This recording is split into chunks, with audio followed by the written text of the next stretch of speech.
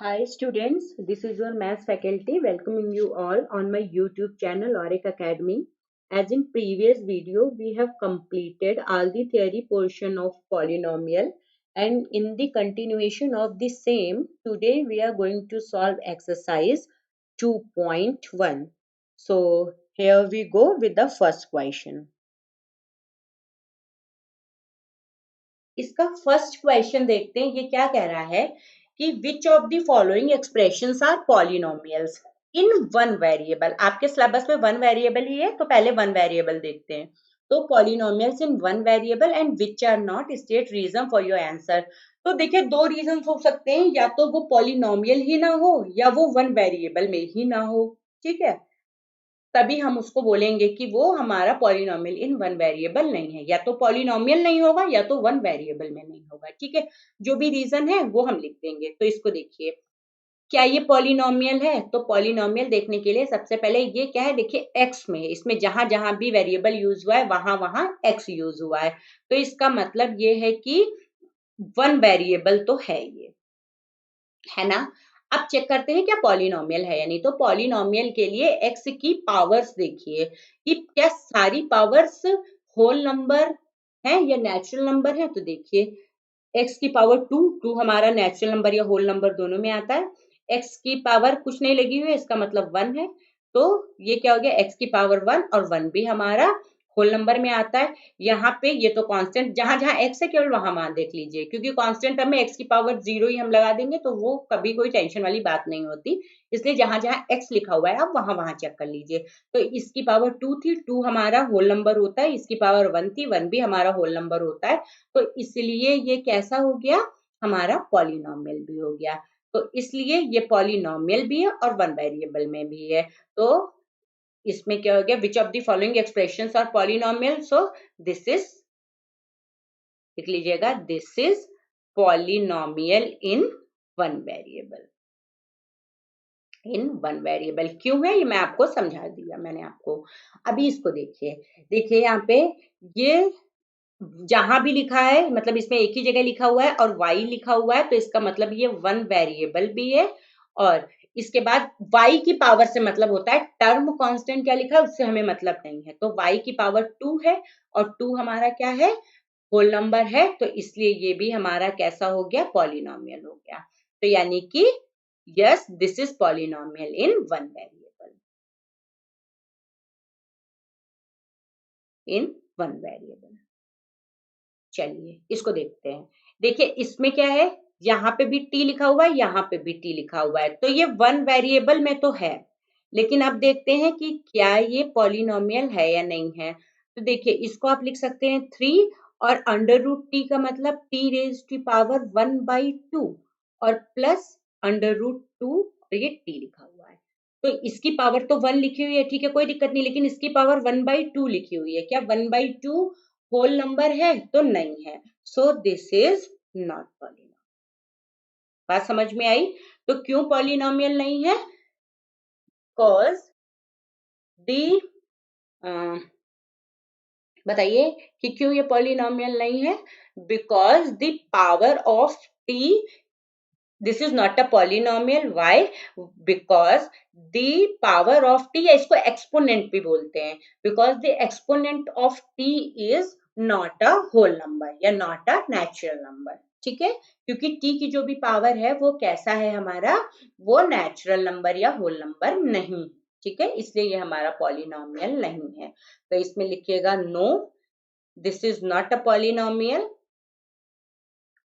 this is not a polynomial in one variable, because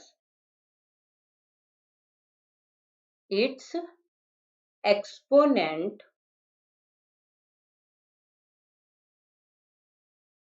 is not a natural number। ठीक है, अब इसमें देखिए, यहाँ पे देखिए, यहाँ पे जहां पे भी लिखा हुआ है y ही लिखा हुआ है, तो इसलिए ये वन वेरिएबल वाला तो सेटिस्फाई करेगा। लेकिन पॉलिनोमियल देखिए, इसको आप क्या लिख सकते हैं, y plus two into Y को ऊपर ले जाएंगे तो माइनस वन हो जाएगी, और माइनस वन भी आपका नेचुरल नंबर नहीं होता है, तो इसलिए ये पॉलिनोमियल नहीं होगा। तो अगेन आप सेम लिखेंगे, no this is not a polynomial in one variable because its exponent is not a natural number. बिल्कुल सेम रीजन। इस पे देखिए, तो ये देखिए इसमें x लिखा हुआ है, y लिखा हुआ है, t लिखा हुआ है, तो यानी कि ये वन वेरिएबल नहीं है। इसमें कितने वेरिएबल्स हैं? वन वेरिएबल नहीं है। इसमें कितने वेरिएबल्स हैं? 3 वेरिएबल्स। ठीक है, कितने वेरिएबल्स हैं? x भी है, y भी है और t भी है। तो और इसमें फिर इसकी पावर की तो बात ही नहीं, पावर की अगर आप बात करें तो ठीक है, उसमें कोई प्रॉब्लम नहीं, क्योंकि 10 भी नेचुरल नंबर है, 3 भी नेचुरल नंबर है, 50 भी नेचुरल नंबर है, तो ये पॉलिनोमियल तो है लेकिन वन वेरिएबल में नहीं है। तो यहाँ पे लिखिएगा, no this is not a polynomial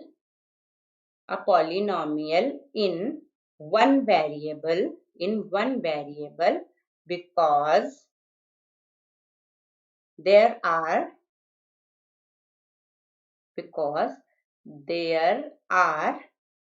three variables। ठीक है, इसलिए ये पॉलिनोमियल नहीं है। तो आई होप समझ में आ रहा होगा कि देखिए, ये दोबारा बता दे रही हूँ, ये वन वेरिएबल में भी है, पॉलिनोमियल में भी है, तो ये हमारा पॉलिनोमियल था। ऐसे ये भी वन वेरिएबल में था, पॉलिनोमियल था, तो ये भी था। इसमें क्या हो गया? t की पावर 1/2 हो गई, तो इसका मतलब ये है कि ये हमारा पॉलिनोमियल नहीं बन पाया। क्यों? क्योंकि ये पॉलिनोमियल नहीं बन पाया, बाकी वन वेरिएबल में तो था, तो इसलिए ये पॉलिनोमियल इन वन वेरिएबल नहीं हो पाया। इसमें देखिए, इसमें y प्लस 2y⁻1 था। अगेन ये वन वेरिएबल में तो था, लेकिन इसमें भी एक्सपोनेंट -1 था जो कि नेचुरल नंबर नहीं था, तो इसलिए ये भी हमारा पॉलिनोमियल इन वन वेरिएबल नहीं बन पाया। और इसको देखिए कि इसमें क्या हो गया? इसमें देखिए 3 वेरिएबल्स यूज थे, तो पॉलिनोमियल तो है नो डाउट, लेकिन वन वेरिएबल में नहीं है। क्यों? क्योंकि उसमें हमको 3 वेरिएबल दिखाई दे रहे हैं, x y t, तो इसलिए हम लोगों ने लिखा है, no this is not a polynomial in one variable because there are 3 variables, right. अब नेक्स्ट क्वेश्चन देखते हैं, देखिए क्या कह रहा है। Write the coefficient of X square in the following. इसमें एक्स स्क्वायर के साथ जो मल्टीप्लाई में दिया होगा वही उसका कोफिशिएंट हो जाएगा। तो जब कुछ मल्टीप्लाई में नहीं दिया होता तो 1 मानते हैं। अगर ये x की पावर 5 लिखा हुआ है तो इसका मतलब है ये लिखा हुआ है 1 इंटू एक्स की पावर 5। तो अगर हमसे कोई कोफिशिएंट ऑफ x की पावर 5 पूछेगा तो हम 1 लिख देंगे, ठीक है। तो यही चीज इसमें देखिए, इसमें एक्स स्क्वायर के जस्ट पहले देखिए कुछ नहीं लिखा हुआ है, यानी कि 1 लिखा हुआ है, ये 1 इंटू एक्स स्क्वायर लिखा हुआ है। इसका मतलब ये क्या लिखा हुआ है? 2 plus 1 into x square plus x. तो इसलिए कोफिशिएंट ऑफ एक्स स्क्वायर कितना हो गया? कोफिशिएंट ऑफ एक्स स्क्वायर कितना हो गया इसमें? +1, क्या केवल 1। इसमें देखिए कोफिशिएंट ऑफ एक्स स्क्वायर क्या हो गया? इसको देखिए आप, ये लिख सकते हो आप 2 माइनस कुछ नहीं लिखा हुआ है तो 1 लिख लीजिए into x square plus x cube लिख लीजिए। अब जब अगर कोई आपसे इसका कोफिशिएंट ऑफ एक्स स्क्वायर पूछेगा तो क्या हो जाएगा? इसके जस्ट पहले क्या लिखा हुआ है? -1, तो ये कोफिशिएंट ऑफ एक्स स्क्वायर हो गया। यहाँ पे आइए, इसमें तो डायरेक्ट आपको दिख रहा होगा, इसमें कोफिशिएंट ऑफ एक्स स्क्वायर क्या हो गया? ये π/2, तो कोफिशिएंट ऑफ एक्स स्क्वायर, सबसे पहले एक्स स्क्वायर के जस्ट बगल वाला टर्म ढूंढिए, वही उसका क्या हो जाएगा? कोफिशिएंट। अगर कुछ नहीं लिखा हुआ है तो 1, अगर उसके साथ कुछ लिखा हुआ है तो वही उसका कोफिशिएंट हो जाएगा। अब यहाँ पे देखिए, क्या एक्स स्क्वायर का टर्म है? तो है ही नहीं, तो इसको आप कैसे लिख सकते हो? √2। अच्छा, सबसे पहले हाईएस्ट पावर के टर्म्स में लिख लीजिए, या कहीं एक लिखने का जो तरीका है वो यही रहता है कि सबसे पहले सबसे मैक्सिमम पावर वाले टर्म को लिख लेते हैं। वैसे आप कहीं भी लिख लीजिए, कोई विशेष उससे फर्क नहीं पड़ेगा। तो इसको आप लिख सकते थे, फिर मैंने वही लिख दिया, तो आप चेंज कर लीजिएगा, क्योंकि यही आपको तरीका आपके स्कूल्स में बताया जा रहा होगा। तो इसको आप लिख सकते हैं, एक्स स्क्वायर का टर्म ही नहीं है तो 0 के साथ मल्टीप्लाई करा दीजिए, और इसके आगे कोई साइन नहीं था तो मैंने आपको ये सिखा रखा है कि प्लस लगा लीजिए, √2 इंटू एक्स -1। तो अब आपको अगर लिखना है कोफिशिएंट ऑफ एक्स स्क्वायर तो कितना हो जाएगा? 0। अगर जिसका कोफिशिएंट पूछा जा रहा है वो टर्म ही नहीं है तो इसका मतलब है उसका कोफिशिएंट हमेशा क्या होगा? 0 होगा। और कैसे होगा ये मैंने आपको यहाँ पे बता दिया। तो चलिए नेक्स्ट क्वेश्चन करते हैं। Give one example of each of the binomial of degree 35। 35 degree का बाइनोमियल बनाना है। बाइनोमियल का मतलब है जिसमें दो टर्म्स हो। तो 35 डिग्री का तो बना लेते हैं, बाइनोमियल ऑफ डिग्री 35। तो लिख लीजिए कुछ भी, कोई भी दो term, x raise to power 35 minus x, या दूसरा कोई लिखना चाहे तो y की पावर 35 प्लस 5, कुछ भी जो आपका, बस y की पावर 35 जरूर होना चाहिए और दो ही टर्म होनी चाहिए। तो कुछ भी लिख लीजिए, x की पावर या 2 इंटू एक्स की पावर 35 प्लस 2। ये सारे एग्जाम्पल्स हैं बाइनोमियल ऑफ डिग्री 35 का, जो आपका मन करे आपको लिख लीजिएगा। ठीक है, बस ऐसे नहीं करिएगा x की पावर 35 प्लस 0 कर दें, तो वो नहीं होगा। ठीक है, क्योंकि 0 जब कोई लिखना चाहे तो लिखे, नहीं लिखना चाहे तो ना लिखे, तो ये ऐसा नहीं होना चाहिए। ठीक है, अब ये देख क्या कह रहा है, मोनोमियल ऑफ डिग्री 100 लिखते हैं,